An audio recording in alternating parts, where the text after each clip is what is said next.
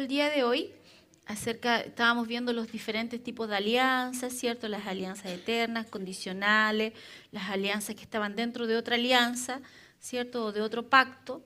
Y vimos el ejemplo de Abraham, también está Noé, está también David, y ahora vamos a ver la nueva alianza o el nuevo pacto, que es fe y obediencia, ¿cierto?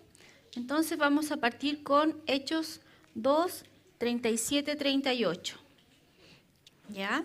Hechos 2, 37, 38. Dice, al oír esto, se compungieron de corazón y dijeron a Pedro y a los otros apóstoles, varones hermanos, ¿qué haremos? Pedro les dijo, arrepentíos y bautícese cada uno de vosotros en el nombre de Jesucristo para perdón de los pecados y recibiréis el don del Espíritu Santo.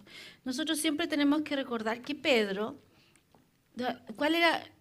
porque Dios hizo algo muy simpático. Pedro, que era del vulgo, entonces que no conocía mucho o sea, conocía lo que conocía una persona normal con respecto a la ley y todo eso, lo envió a predicarle a los judíos. Y a Pablo, que era experto en esa área, lo envió a predicar a los gentiles. Entonces, siempre que nosotros veamos a Pedro, Pedro siempre va a predicar arrepentidos. ¿Por qué? Porque los judíos, ¿qué es lo que ellos pensaban? Que eran salvos porque eran del linaje de Abraham y que eso ya era suficiente. Entonces ellos eran una nación diferente solamente por el linaje de Abraham. Y también ellos creían que el cumplir la ley o hacer ciertas cosas de la ley los ponía en una posición mejor. Entonces uno dice, ¿de qué se están arrepintiendo? Porque normalmente cuando nosotros en este tiempo hablamos de arrepentimiento, pensamos que es arrepentimiento de pecados. Pero en el caso de ellos era arrepiéntete de tratar de ser salvo de otra manera y no la manera de Dios, ¿cierto? Ese es lo que Pedro está diciendo aquí. Dice, arrepiéntense y bautícense cada uno de vosotros en el nombre de Jesucristo para perdón de los pecados y recibiréis el don del Espíritu Santo. Hechos 19:4. Dijo Pablo, Juan bautizó con bautismo de arrepentimiento, diciendo al pueblo que creyesen en aquel que vendría después de él, esto es, en Jesús el Cristo. Entonces, ¿qué dice? Que Juan, ¿a quién le predicaba Juan? Una vez más, a los judíos, ¿cierto? Y a los judíos les dijo, arrepiéntanse, no a otras personas. Juan 3, 22, 24 dice, después de esto vino Jesús con sus discípulos a la tierra de Judea y estuvo allí con ellos y bautizaba.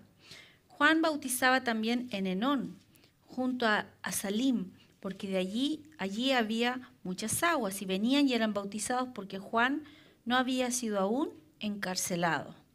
Entonces, Juan el Bautista, ¿cierto? Él predicaba y realizaba un bautismo de arrepentimiento, que no es el bautismo que tenemos nosotros hoy en día.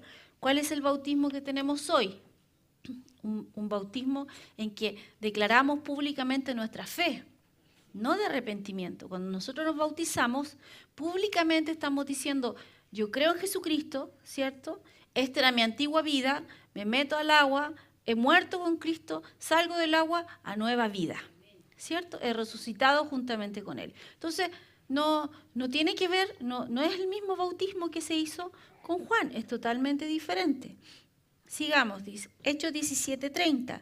Pero Dios, habiendo pasado por alto los tiempos de esta ignorancia, ahora manda a todos los hombres en todo lugar que se arrepientan. ¿Quién está hablando aquí? Vamos ahí a Hechos 17. Y podemos 17:30. Aquí se está hablando está Pablo hablando, ¿cierto? Y dice, le está hablando a judíos, porque está en el verso 29, dice, siendo pues linaje de Dios, ¿cierto? Y a ver, dice que aquí está en el Areópago, está hablándole a gentiles, y luego, claro, ahí llega el 30, dice, que se arrepientan. 31, por cuanto ha establecido un día en el cual juzgará al mundo con justicia. Pero aquel varón a quien designó dando fe a todos con haberle levantado de los muertos. Pero cuando oyeron lo de la resurrección de los muertos, unos se burlaban y otros decían, ya te oiremos acerca de esto otra vez. Y así Pablo salió de en medio de ellos. Entonces, Pablo está diciendo que está hablando de lo que hizo Dios con respecto a la salvación. Hechos 26, 20, 21 dice, sino que anuncié primeramente a los que están en Damasco y Jerusalén y por toda la tierra de Judea, y a los gentiles que se arrepintiesen y que se convirtiesen a Dios, haciendo obras dignas de arrepentimiento. Por causa de esto los judíos, prendiéndolo en el templo, intentaron matarle. ¿A qué se refiere con arrepentimiento? Nos está refiriendo, cuando habla aquí en este caso, si está hablando de gentiles, ¿de qué? ¿Qué vale el arrepentimiento ahí? De no haber creído en el Mesías. Ese es el arrepentimiento, ¿cierto? ¿Quién lo convenció a esa persona de que Jesús era el Mesías? El Espíritu Santo. Él es el que convence, ¿cierto? ¿De qué pecado? Del pecado de que Jesucristo es el Señor y no ha sido reconocido como tal. Pero ese es tu arrepentimiento. ¿En qué sentido? En que tú no lo has reconocido. Entonces tú te arrepientes, o sea, cambias tu forma de pensar y dices, ok, él es el Señor, y lo reconoces. En los judíos tiene que ver eso también, pero también tiene que ver con que ellos la salvación la daban por sentada y segura por el linaje de Abraham y por las obras que ellos hacían, ¿cierto? Ellos pensaban que tenían algún derecho de recibir ciertas cosas de Dios por la ley al cumplirla. Entonces son cosas totalmente distintas. Sigamos leyendo. Hebreos 6, 1 y 2 dice, por tanto, dejando ya los rudimentos de la doctrina de Cristo, vamos adelante a la perfección, no echando otra vez el fundamento del arrepentimiento de obras muertas, de la fe en Dios y de la doctrina de bautismos, de la imposición de manos y de la resurrección de los muertos y el juicio eterno. Entonces, hay ciertas cosas que nosotros ya deberíamos manejar, como por ejemplo, el arrepentimiento de obras muertas. Debemos entender entonces que no hay nada que yo haga delante de Dios que me haga merecer algo de Dios. Eso es arrepentimiento de obras muertas, ¿cierto? Yo hago cosas porque sé lo que soy, no para tratar de merecer algo.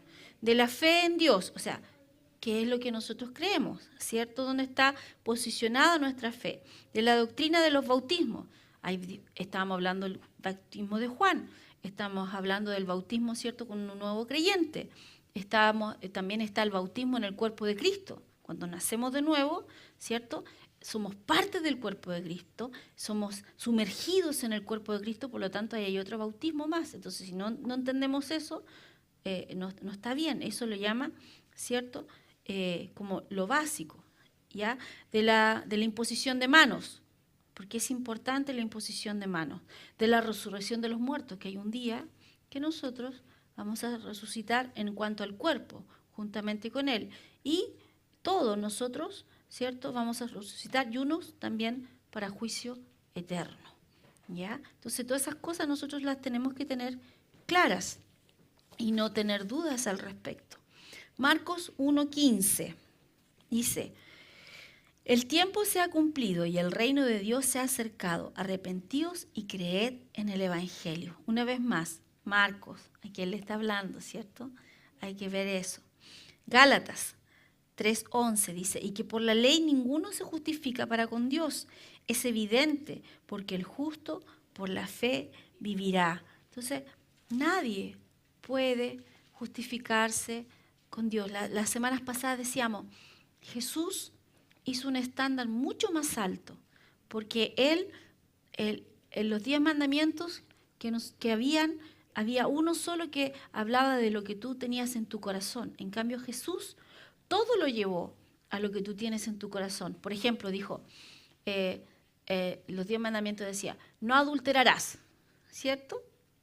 Pero lo que Jesús dijo fue, si miras a la mujer de tu prójimo y la deseas, ya has adulterado. O sea, lo llevó a un estándar mucho más alto y lo transformó en algo interior. Entonces, cuando después dice eso y dice, por ejemplo, una de las frases que se usa mucho, sin santidad nadie verá a Dios. Entonces, ¿cómo vamos a cumplir eso? O sea, los fariseos, con todos los fariseos que eran, y con todo lo estructurado que eran, igual habían cosas que se le escapaban. Pero Jesús lo llevó a un estándar mucho más alto. O sea, ¿quién va a poder cumplir eso? Nadie. Nadie lo puede cumplir. El único que lo puede cumplir es el que ha creído en el Mesías, porque el Mesías lo puede cumplir. Entonces Jesús lo llevó a algo mucho más profundo, que no es algo que sea fácil de hacer. Entonces, no solamente es, hay que, no sé, cumplir con los diferentes rituales de lavamiento, o no tocar cosa muerta, o no comer ciertas cosas, no, es mucho más que eso, porque Dios trata con el corazón del hombre. Esa es la gran diferencia. Romanos 1:17 y el 5, 1 y 2 dice, porque el Evangelio, la justicia de Dios, se revela por fe y para fe, como está escrito, mas el justo por la fe vivirá, que es lo mismo que leímos en Gálatas 11 casi. Justificados pues por la fe, tenemos paz para con Dios por medio de nuestro Señor Jesucristo, por quien también tenemos entrada por la fe a esta gracia en la cual estamos firmes y nos gloriamos en la esperanza de la gloria de Dios. ¿Qué está hablando aquí Pablo? ¿Qué es lo que está diciendo?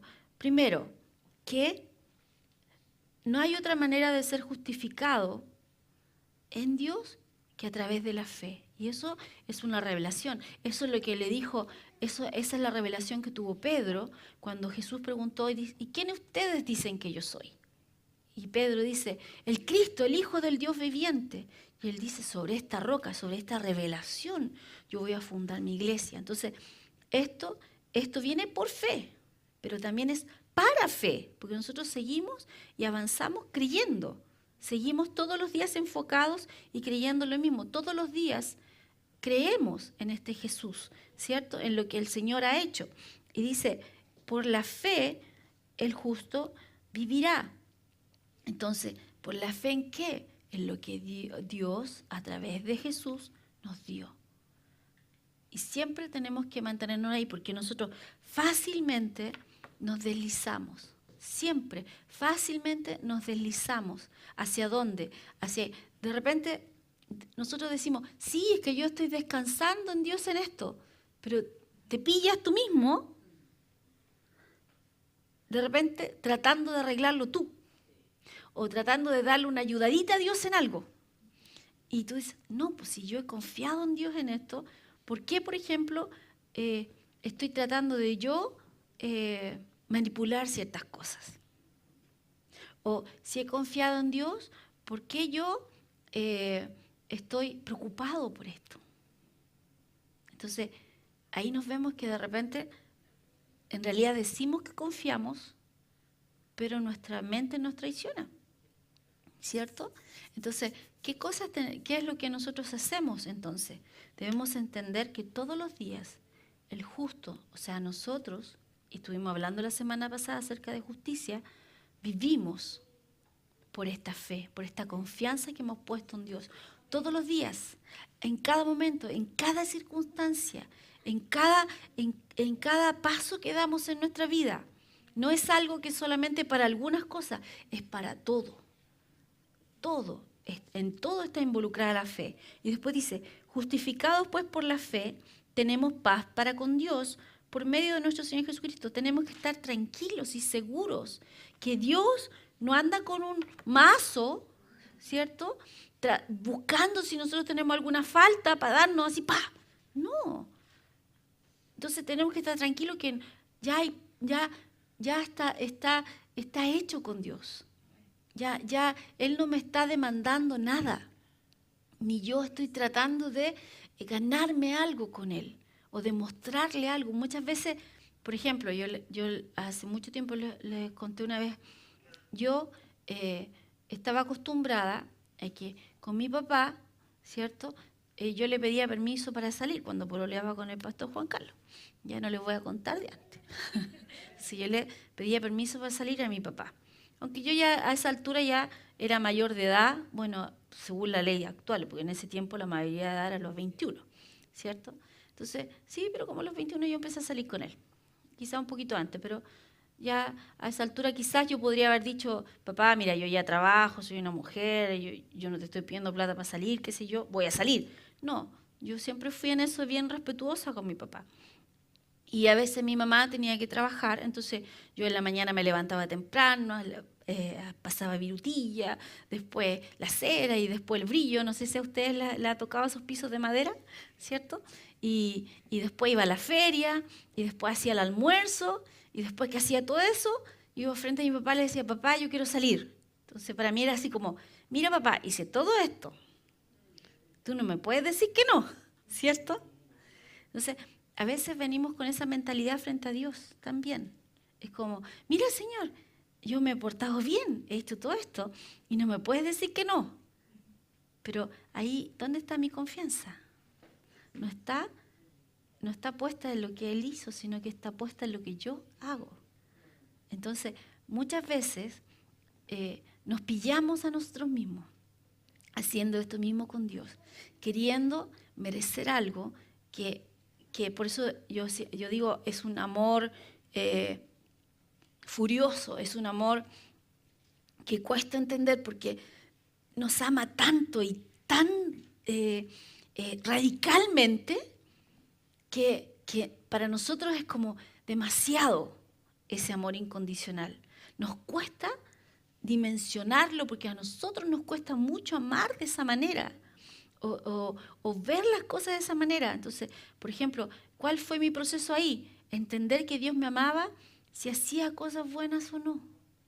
Si alcanzaba a orar en la mañana, las cosas aquí, esto otro de acá, correr para allá. Entonces, no, si de repente era así como, Señor, ¿sabes qué? Estoy cansada, me ama igual. Y si yo voy a Él y necesito algo, Él no me va a decir, bueno, te faltó ir a la feria. No. ¿Cierto? No, Él me ama y me lo dio. Entonces, esas cosas, de repente, entender que es nuestra fe, ya hay paz con Dios. Él ya me ve de una forma diferente y yo debo aprender a mirarlo de esa forma. O sea, ya no hay nada que impida que tengamos una comunión perfecta con Dios. Entonces, Él no me va a demandar a mí algo para agradarlo. Dice que nosotros bien damos gracias en Cristo. Entonces, Él me ama, como digo yo, furiosamente, radicalmente, a veces sin que yo ni siquiera lo entienda, ¿cierto? Entonces, dice, y por quien también tenemos entrada por la fe a esta gracia en la cual estamos firmes, ¿cierto? Y nos gloriamos en la esperanza de la gloria de Dios. Entramos por la fe, ¿por qué? Porque hemos creído, ¿cierto? A esta gracia y en la cual estamos firmes. Debemos mantenernos firmes y eso es algo diario. Eso es algo en cada momento, porque como les digo, de repente nuestra mente nos traiciona. O nuestras viejas costumbres nos traicionan. A veces llevamos tanto tiempo siendo enseñados de ciertas formas, con ciertos patrones de pensamiento, que de repente en vez de dejar eso fuera y que esté el Evangelio trabajando en nuestra vida, lo traemos y lo mezclamos con el Evangelio. Y creemos que así funciona bien, o así es. Y de repente miramos con detención o con detenimiento y decimos, wow, estuve poniendo de mi parte. Esto no estaba bien. Entonces, para uno como pastor también es un tema, porque de repente nos encontramos nosotros mismos, no solamente en nuestra vida, sino que a veces la forma que explicamos algo, la forma que entregamos algo, que sea de la manera más pura posible. Porque a veces tenemos también nosotros nuestros patrones, tenemos nuestras formas de pensar, como sofismas, ¿cierto? Tenemos ideas fuertes, radicadas por años. Y de repente Dios, claro, decimos, sí, es como que el que tradujo ese versículo que dice que no hay condenación en Cristo Jesús, para los que caminan en el Espíritu le puso. ¿Por qué? Porque no le alcanzaba para entender, entonces trató de explicar lo que Dios estaba diciendo y dentro de la explicación que él podía concebir, era solamente para los que hacían las cosas bien. Entonces, a veces a nosotros nos pasa eso. Interpretamos las Escrituras de una manera que no es la de Dios. Hebreos 10:38, una vez más dice, mas el justo vivirá por fe. Y si retrocediere, no agradará mi alma. No dice que va a haber salvación, o sea, va a perder la salvación. Sencillamente está diciendo que cuando vives por fe, obviamente, es la fe, estás agradando a Dios siempre.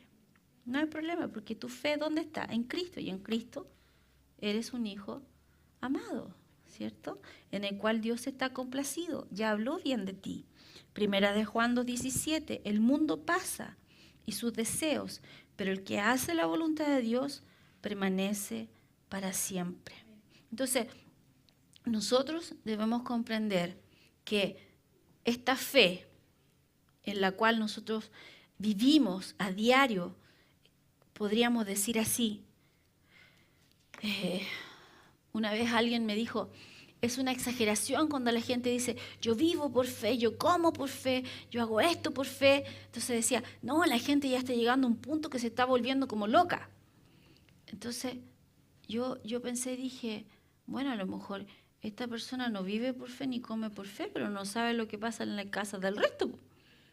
Porque hay gente que se baña por fe, porque el gas debería haberse acabado hace 3 meses y todavía hay gas, ¿cierto? Y cocina por fe, por lo tanto come por fe, o a lo mejor no tiene para comprar la comida, pero llega comida a su mesa. Entonces, no podemos nosotros así como, claro, no, porque a lo mejor esta persona está acostumbrada a recibir una entrada de otro lugar, ¿cierto? Y en realidad su fuente no es Dios, su fuente es su fuerza, porque puede trabajar. Pero ¿qué pasa si mañana a todos ustedes lo echan del trabajo? Y sin finiquito. Y que nosotros vivimos por fe. Entonces, pero vivimos por fe siempre. O sea, el trabajo no es el que nos mantiene, es Dios. Y usa medios diferentes para que llegue recursos a nuestras vidas. Entonces, no es el trabajo tu fuente. Y a veces nosotros decimos, sí, viven por fe, pero es cuando no hay un trabajo, pero el cristiano vive por fe siempre. Se supone que tú vives de tu dar y el trabajo es solamente para dar, no para vivir. Hay unos que viven para trabajar, que ese es otro cuento, ¿cierto? Pero entonces nosotros siempre dependemos de Dios absolutamente, en todo momento. Entonces muchas veces... como digo yo, otra cosa es con guitarra, cuando se dan situaciones diferentes, tú dices, Dios, ¿y dónde estás? Donde siempre ha estado, en el trono y en ti. Y Él sigue estando allí y Él quiere que tú vivas de acuerdo a lo que Él ha hecho para ti. Él ya te dio todo, no solamente lo material, estoy hablando en muchas áreas más. Ahora vamos a hablar del memorial que tiene un pacto. Es el sello del pacto, es una señal visible del pacto para testimonio y memoria de esa alianza hecha. Los memoriales eran muy importantes para mantener a los contractantes, ¿cierto?, recordando y conscientes del pacto hecho, además de alcanzar también a las generaciones venideras para que ese pacto fuese guardado perpetuamente. Hemos visto algunos ejemplos de eso, pero vamos a ver algunos memoriales que Dios estableció, como por ejemplo el arco iris. Es un memorial. Se dice que, aquí habría que entrar en evolucionismo versus creacionismo, ¿cierto? Pero yo creo en la creación, creo en un creador, creo que si Dios dice 6 días, 6 días. Ahora unos dicen, claro, 6 días para el Señor, porque un día es como 1000 años. Bueno, no importa. para mí sale lo que, o sea, creo lo que él dijo, que él nos creó y que tiene un cierto orden en la creación. Entonces, se dice que en ese tiempo en la Tierra había como una nubosidad que los rayos UV no penetraban tan fuerte. Ahora que ya hay más cosas científicas, uno puede entender algunas cosas. Entonces, porque eso hace que envejezcamos más rápido. Entonces, cada vez con los años eso se ha ido poniendo más delgado esa capa, ¿ya? Y que hasta el tiempo de Noé ellos no conocían la lluvia, ¿ya? No había llovido. Dice que las aguas que cayó agua sobre la tierra, pero también que las fuentes del cielo, dice que fueron rotas, ¿ya? Entonces uno pregunta, ¿cuándo había agua? ¿Por arriba también? Entonces, a mí que me gusta ver el Discovery, se cree que la luna en un tiempo tenía agua y que por gravedad fue atraído eso hacia la tierra, ¿ya? Y eso explicaría muchas cosas, pero bueno. Entonces cayó agua, agua en forma de lluvia que ellos no conocían, y más encima nos cayeron 100 milímetros, tiene que haber sido una cosa así como 5.000 milímetros de agua, ¿ya? Porque inundó todo. Y han encontrado, ¿cómo se llaman estas cosas? Petrificadas, ¿cierto? Conchitas de mar y cosas petrificadas, alturas, que nosotros decimos, wow, o sea, o el agua llegó muy alto, y también obviamente con los terremotos y todo hay tierras que se mueven, pero no tanta la diferencia, o sea, igual tapó todo. Entonces, en ese tiempo que pasó esto de Noé, él habló de lluvia. Ahora, Noé no hizo el arca de un día para otro, ¿ya? Se demoró harto tiempo en hacer el arca, ¿ya? Y en prepararse y todo, y después comenzó a llover. Entonces, están en el arca que dice que llovió, y llovió ¿cuántos días? 40 días y 40 noches, ¿ya? Pero el agua después que paró de llover, inmediatamente no desapareció. Se demoró más de 2 meses, ¿cierto? En que la tierra absorbiera esta agua. Y cuando llegan ya al punto de que encuentran tierra, y todos conocen la historia de la palomita, ¿cierto? Que fue que llegó con una rama de olivo y que supieron que había tierra y todo eso. Dice que después ellos bajaron, que con la misma madera del arca se hicieron casas y todo, y hubo un arco iris. Y dijo Dios: esta es la señal del pacto que yo establezco entre mí y vosotros, y todo ser viviente que está con vosotros por los siglos perpetuos. Mi arco he puesto en las nubes, el cual será por señal del pacto entre mí y la tierra. Y sucederá que cuando haga venir nubes sobre la tierra, se dejará ver entonces mi arco en las nubes, y me acordaré del pacto mío que hay entre mí y vosotros, y todo ser viviente de toda carne, y no habrá más diluvio de aguas para destruir toda carne. O sea, si usted ve hoy en día que hay un diluvio de agua en algunos lugares y que eso ahí trae destrucción, solamente con este versículo usted puede saber que no es Dios. O sea, no tiene para qué, guerra espiritual, ninguna cosa. Solamente con ese versículo usted sabe, Dios prometió que no iba a haber más destrucción con aguas. Y ya con eso no tenemos nada más que discutir. Ahora, ¿cuál otra señal? ¿Se acuerda? ¿O cuál otro memorial? Bueno, en el matrimonio, obviamente, el anillo, ¿cierto? Pero en lo que Dios estableció, la circuncisión, Génesis 17, del 9 al 14, dice: dijo de nuevo Dios a Abraham: en cuanto a ti guardarás mi pacto, tú y tu descendencia después de ti, por sus generaciones. Este es mi pacto que guardaréis entre mí y ti, vosotros, y tu descendencia después de ti. Será circuncidado todo varón de entre vosotros. Circuncidaréis pues la carne de vuestro prepucio, y será por señal del pacto entre mí y vosotros. Y de edad de 8 días será circuncidado todo varón entre vosotros por vuestra generación. Usted sabe que si no lo hace cuando es chiquitito, por lo menos, bueno, y eso también la Biblia muestra más adelante una historia, que cuando los hombres se circuncidaban grandes, eran como 3 días de fiebre, más o menos, que ellos tenían. Entonces, de hecho, los hijos de Jacob ganaron y mataron a muchos hombres porque los habían circuncidado primero, ¿cierto? Tienen que ahí leer un poquito más. Y dice, será circuncidado todo varón de entre vosotros por vuestras generaciones, el nacido en casa y el comprado por dinero, cualquier extranjero que no fuere de tu linaje. Debe ser circuncidado el nacido en tu casa y el comprado por tu dinero, y estará mi pacto en vuestra carne por pacto perpetuo. Y el varón incircunciso, o sea, el que no está circuncidado, el que no hubiere circuncidado la carne de su prepucio, aquella persona será cortada de su pueblo, ha violado mi pacto. O sea, Dios estableció ciertas normas para la circuncisión. Y para él esto es lo que siguen haciendo todavía los judíos. ¿Ya? Siguen circuncidándose a los 8 días. Por eso a los 8 días Jesús fue presentado en el templo y dio la madre dio una ofrenda también, ¿cierto? Por el bebé y por ella. Y también se cumplió esto otro, la circuncisión para Jesús. Porque ellos estaban acostumbrados a hacer eso. Además, si saben que mientras más grande sea el varón, más problemas le causa, entonces trataban de hacerlo obviamente cuando fuese chiquitito, que no causa tanto problema, puede ser un día o dos que tenga una molestia, pero no tanto tiempo.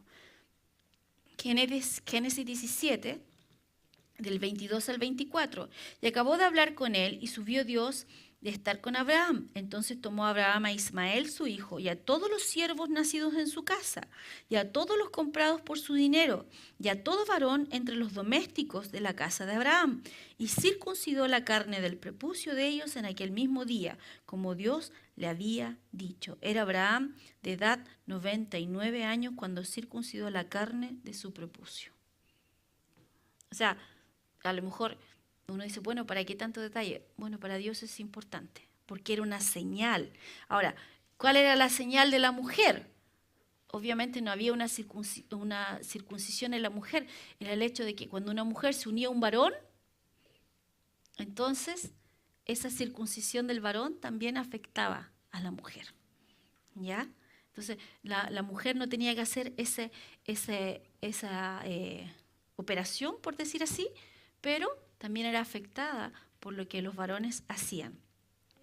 Ahora, Romanos 2, 28 y 29 y 4, 9 al 12 dice, pues no es judío el que lo es exteriormente, ni es la circuncisión la que se hace exteriormente en la carne, sino que es judío el que lo es en lo interior, y la circuncisión es la del corazón, en espíritu, no en letra, la alabanza del cual no viene de los hombres, sino de Dios. Entonces, la primera parte que leímos, el 2, 28 y 29, ¿qué está diciendo? Pablo está estableciendo algo aquí, que no es porque hagas algo, ¿cierto? O seas un judío que fuiste circuncidado al 8º día, perdón. Entonces, eso realmente no te hace un judío. Lo que te hace un judío es alguien que ha nacido de nuevo, que su corazón ha sido marcado, por decir así. Y luego seguimos leyendo el 4, el 19 al 12.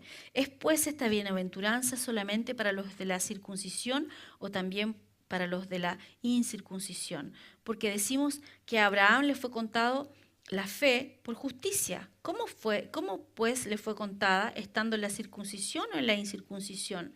No, en la circuncisión, sino en la incircuncisión.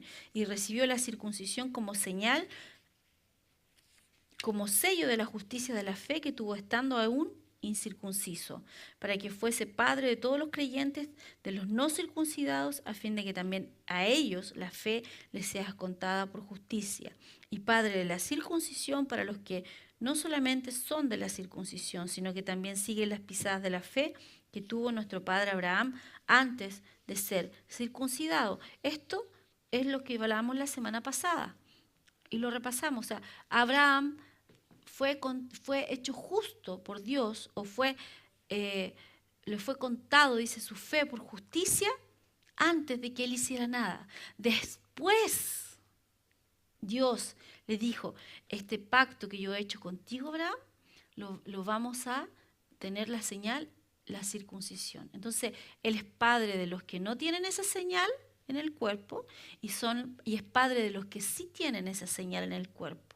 Ahora, ¿cuál es la simiente de Él, de Abraham? Cristo, ¿cierto? Entonces, ¿quién cuenta ahora? ¿La circuncisión cuenta o vale como salvación? No. Entonces, si no vale, no importa si eres o no eres. Lo que vale es que estés en Cristo. Eso es lo importante. Pero lo bueno aquí es que como ellos se jactaban tanto del padre Abraham, entonces dice, ¿cuándo él fue justo? ¿Cuando hizo esto o cuando todavía no lo hacía? Entonces, cuando todavía no lo hacía, nosotros, cuando llegamos a Cristo, ¿qué hemos hecho para merecer la salvación? Nada, porque estábamos perdidos en nuestros pecados, ¿cierto? Y Él nos llama justos. ¿Por qué? Por fe. Por fe. Entonces, ¿qué es primero? ¿La justificación o el nuevo nacimiento? Ah, pastor, es tan rápido que no importa. No, sí, es verdad que es rápido. Pero ¿qué es primero? Para ser nacido de nuevo, primero tiene que haber sido justificado por fe. Y ahí recién Dios tiene la autoridad para tratar con tu espíritu y hacerte una nueva creación. Tú primero creíste, ¿cierto? Fuiste justificado. Y en ese momento Dios puede operar en ti y te hace una nueva creación. Entonces, primero, ¿qué es? Porque ahí, ¿qué es lo que se circuncida? Nuestro corazón o nuestro espíritu. Porque a veces la palabra corazón tiene que ver con espíritu y a veces tiene que ver con alma y espíritu juntos y a veces tiene que ver con alma solamente. ¿Qué es lo que se circuncida en nosotros? ¿Qué es lo que se marca? ¿Dónde está el sello en nosotros? En el espíritu. Entonces, antes de ser sellados, fuimos justificados por fe. Al igual que Abraham. Después viene la marquita, ¿cierto? ¿Cuál es la marquita? Tendríamos que poner unos lentes espirituales, ¿cierto? Y brillan ustedes, porque la gloria de Dios habita dentro de ustedes. Entonces son todos brillantes. Ahora podemos decir todos, soy brillante, ¿cierto? Ahora, cuando hablamos, ¿cierto?, de la circuncisión, también había otras señales que afectaban al pueblo. Y estas señales eran, por ejemplo, la fiesta, la Pascua y la celebración de fiestas. Entonces, cuando el pueblo de Israel salió de Egipto, ¿cierto? Ellos tuvieron un ritual, por decir así, que se perpetúa hasta hoy, ¿cierto? Entonces, cada familia debía comer un cordero de un año, de acuerdo con las instrucciones de Dios. De hecho, si un cordero era mucho para una familia, tenían que repartirlo entre dos o más, o invitar a otra familia. Debía pasar sangre en los umbrales de las puertas, ¿cierto? En Éxodo 12. En la cruz de Jesús cumple la Pascua, siendo Él el Cordero Pascual. 1 Corintios 5, 7. ¿Ya? Y esta es la forma en que el pueblo de Dios fue libre de la autoridad de Faraón. Ahora nosotros en Cristo somos libres de la autoridad de Satanás a través de la sangre derramada del Cordero. Entonces, cuando la ley de Moisés fue establecida, la Pascua fue consolidada como una fiesta regular en la cultura judaica. Además de la Pascua, otras 6 celebraciones fueron establecidas por Dios para que sirviesen de memorial a la obra que Él en medio del pueblo había hecho. Además de eso, todas las fiestas judaicas tienen un cumplimiento profético en Cristo. Entonces yo tengo aquí una tablita que habla acerca un poquito de estas fiestas. Por ejemplo, la Pascua es la muerte del Cordero Pascual, o sea, la muerte de Jesús. Los panes sin levadura hablan de la pureza de Cristo y la pureza también de la doctrina, ¿cierto?, que Cristo entrega. Las primicias, porque tiene una fiesta de las primicias, que eran las primeras cosechas, o lo primero que antes de la cosecha grande, dice, Jesús es el primero en resucitar de los muertos. Entonces, todas las fiestas de ellos hablan de lo que venía a acontecer con Jesús. Pentecostés, ¿cierto?, era la primera lluvia o la primera cosecha de almas como iglesia. Entonces, por eso es tan bonito Pentecostés. La fiesta de las trompetas habla del arrebatamiento, es la primera lluvia, la expiación, el arrepentimiento que ellos tenían, y obviamente también ahí se ve en lo que hizo Jesús en cuanto a su sangre en el arca del pacto. El tabernáculo marca el inicio, ¿cierto?, de un tiempo especial en el cual ellos antes no hacían ciertas cosas y ahora ellos tenían el tabernáculo y comienza un tiempo nuevo para ellos. Entonces, Dios estableció estas fiestas ¿con qué idea? Con la idea de que ellos cada vez que celebraran las fiestas, entonces recordaran y en el fondo cada fiesta lo que hacía era anunciar lo que el Mesías iba a hacer, ¿cierto? Ahora, ¿qué cosas hacemos nosotros ahora? ¿Venimos a la iglesia, pastora? No, eso no, ¿cierto? Sino que, por ejemplo, la cena del Señor. Eso es algo que nosotros ahora está establecido dentro de nuestro tiempo. Primera de Corintios 11, 23 al 29 dice, porque yo recibí del Señor lo que también os he enseñado, que el Señor Jesús la noche que fue entregado tomó pan y habiendo dado gracias lo partió y dijo, tomad, comed, esto es mi cuerpo, que por vosotros es partido, haced esto en memoria de mí. Asimismo tomó también la copa después de haber cenado diciendo, esta copa es el nuevo pacto en mi sangre, haced esto todas las veces que la bebiereis en memoria de mí. Así pues, todas las veces que comiereis este pan y bebiereis esta copa, la muerte del Señor anunciáis hasta que Él venga. De manera que cualquiera que comiera este pan o bebiera esta copa indignamente, será culpado del cuerpo y de la sangre del Señor. Por tanto, pruébese cada uno a sí mismo y coma así del pan y beba de la copa, porque el que come y bebe indignamente, sin discernir el cuerpo de Cristo, juicio come y bebe para sí. Entonces aquí nosotros quedamos así como, wow, ¿cierto? Y antes nos enseñaron que cada vez que venía la cena del Señor, nosotros ¿qué teníamos que hacer? Examinarnos a nosotros mismos. Pero ¿qué es lo que está diciendo aquí? Nosotros debemos examinar a nosotros mismos si es que hemos puesto nuestra confianza en el lugar correcto o todavía estamos tratando de hacerlo por nuestra cuenta. ¿Cuál es el problema de hacerlo por nuestra cuenta? ¿Dónde fue puesta la ira de Dios? Sobre Cristo. Pero si yo lo hago por mi cuenta, tratando de cumplir buenas obras, lo que estoy diciendo es bueno, lo voy a hacer a mi manera y no lo que hizo Jesús no es suficiente para mí. Entonces, si yo fallo en algo, ¿qué dice la ley acerca de fallar? La paga del pecado es muerte. Por lo tanto, yo misma.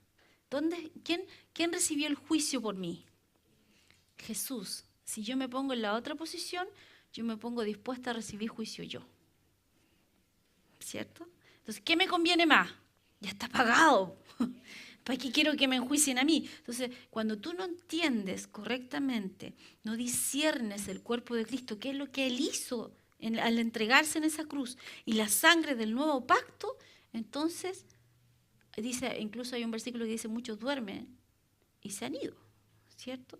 Porque no lo lograron entender. Pero no se trata de examinarnos a nosotros mismos, sino que es recordar y anunciar, Él viene, Él hizo esto por nosotros, y Él viene, y Él viene, y Él viene. Cada vez que a mí no me gusta la cena del Señor mucho, cuando se hacen en la iglesia. ¿Por qué no me gusta? Porque se ponen así como todos con cara de santo. Y no aquí, por supuesto, ¿cierto? Todos con cara de santo, y todos calladitos así. Y para mí es como una fiesta. O sea, lo mismo cuando alguien parte a la presencia del Señor, para mí debería ser una fiesta. Entonces es como, ay, a mí me gustaría cantar canciones alegres y que la gente grite de alabanza y de gozo, porque Él hizo algo tan grande por mí. Entonces es como poner mi enfoque totalmente en eso, pero pareciera que nos ponemos tristes así como pensativos, porque como que estamos recordando y viéndonos nosotros. Pero quitamos los ojos de lo que Él ha hecho. Entonces, la próxima cena del Señor, vamos a hacer alabanza y vamos a cantar victoria y quizás otra cosa más y vamos a hablar de su victoria en la cruz. que nos hizo victoriosos y más que vencedores a nosotros. Cuando nosotros cenamos con el Señor, estamos recordando, Él pagó por mí, Él me dio una posición que antes yo no tenía, Él sufrió mis dolores, Él llevó mis enfermedades, Él lo hizo por mí. Y yo cada vez que bebo, y usted lo puede hacer en su casa, no necesita un vino especial, puede ser jugo, puede ser agua, lo que usted quiera. Y puede ser cualquier pan, una galletita que la parta, pero simboliza algo. No es algo que está consagrado sino que simboliza algo, es un símbolo. Y usted puede en su casa cenar con su familia y decir, este pan representa el cuerpo, ¿cierto? Molido para que yo no fuera molida. Y la sangre del nuevo pacto, este pacto que es mucho mejor, un corte mucho mejor, ¿cierto? Un corte mucho mejor. Entonces, esta sangre es la que trajo y la que me dio la libertad que yo tengo hoy. Y para mí eso es un motivo de celebración. Así que la próxima vamos a hacer fiesta en la iglesia para la cena del Señor. Porque a veces nos quedamos así como todos demasiado pensativos, demasiado tristes, cuando para Dios fue algo maravilloso. Y cuando me muera también hagan fiesta, ¿ya? Porque yo voy a estar mejor que ustedes, mucho mejor que ustedes. Voy a estar con Él, ¿cierto? Pero todavía les falta harto todavía, porque yo me voy bien viejita, ¿cierto? Cuando ande surfeando como a los 80 y tanto y me coma un tiburón. Entonces, 26, eso es para que no pase nunca, ¿cierto?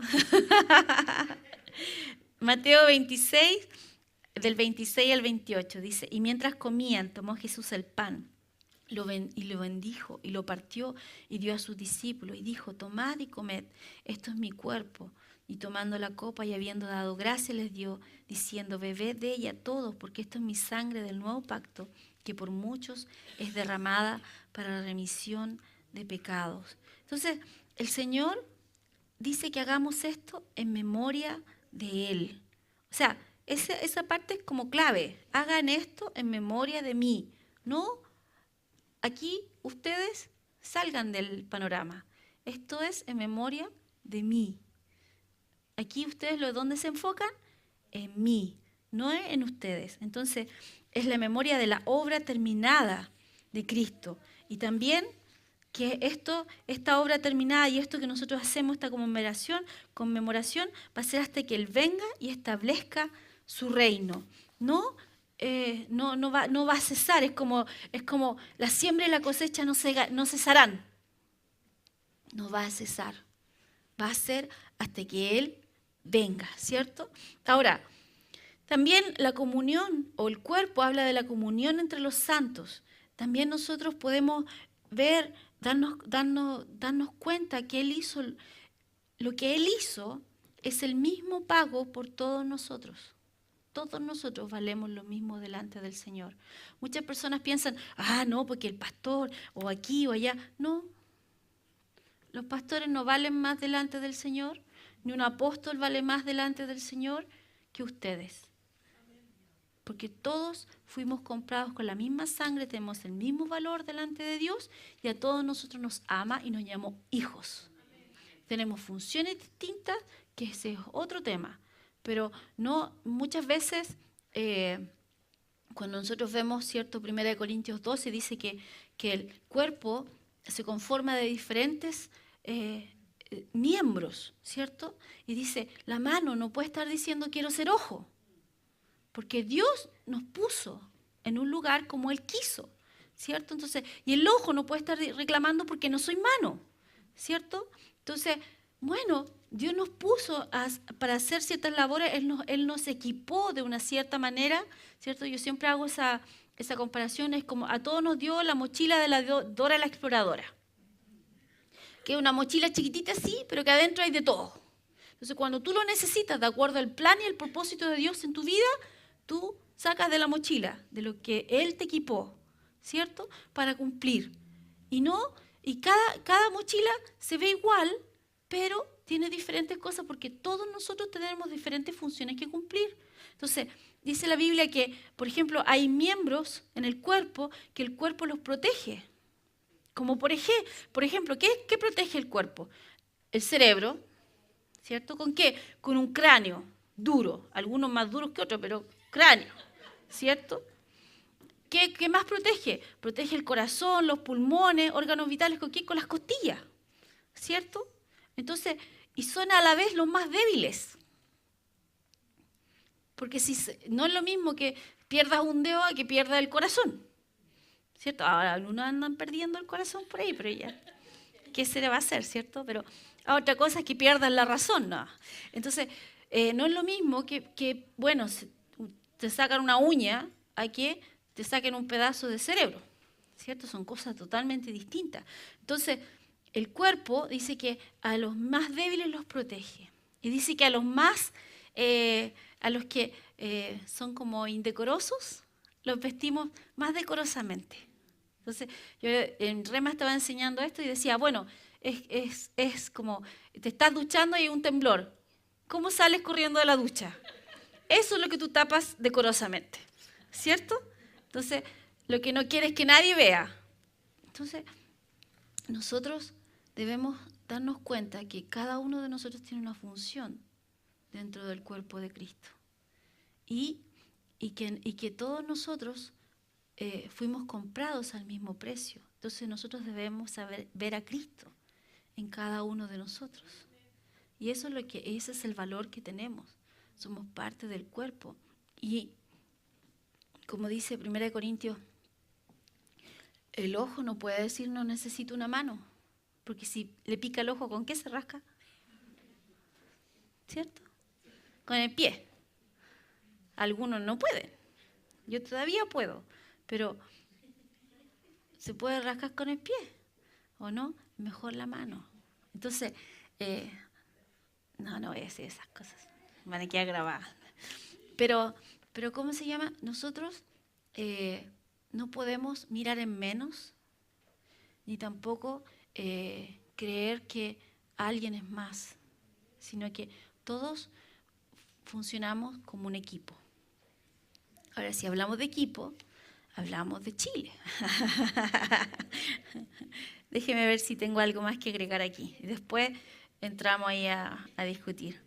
Efesios 21, 22, 23 dice, y sometió todas las cosas bajo sus pies y lo dio por cabeza sobre todas las cosas a la iglesia, la cual es su cuerpo, la plenitud de aquel que todo lo llena en todo. Romanos 12:5 dice, así nosotros siendo muchos, somos un cuerpo en Cristo y todos miembros unos de los otros.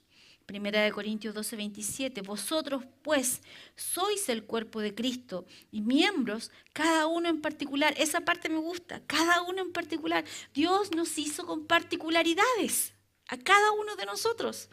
Tú puedes encontrar gente que se parece mucho, pero no son iguales. Entonces cada te hizo con particularidades. Y Dios, que es multiforme, ¿cierto? Entonces Él nos dio de eso en hacernos a cada uno con algo especial.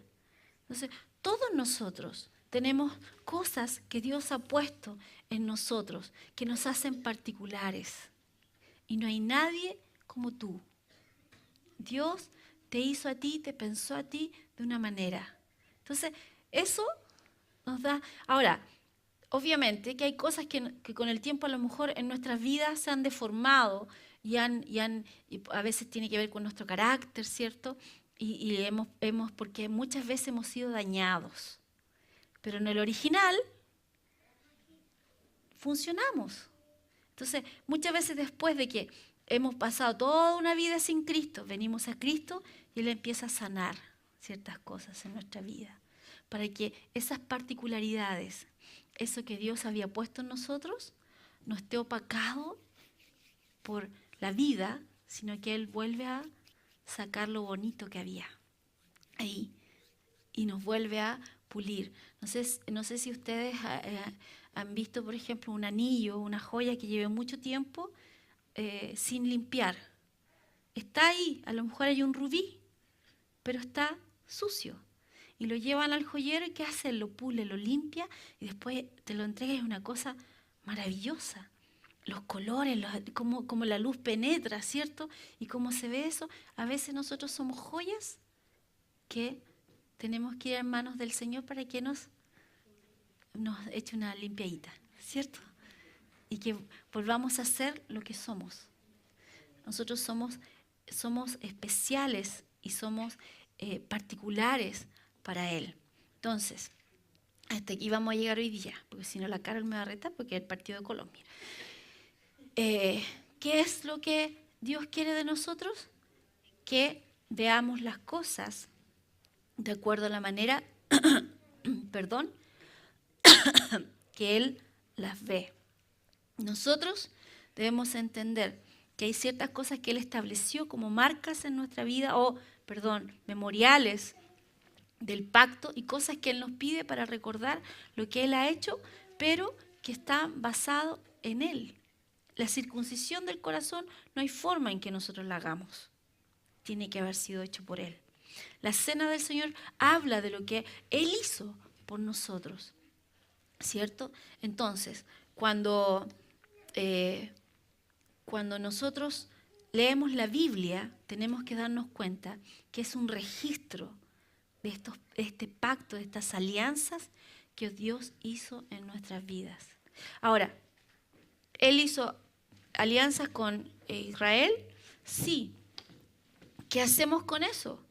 Aprendemos, leemos, aprendemos y aprendemos también de sus errores, aprendemos de sus virtudes, porque también hicieron cosas muy buenas. Y nosotros, siempre mirándolo desde el punto de vista, soy una nueva creación, yo ahora estoy en Cristo. Eso es lo que nunca debemos olvidar. Podemos leer Noé, pero leámoslo en Cristo. ¿Ya? Así que la próxima semana yo creo que ya vamos a estar terminando este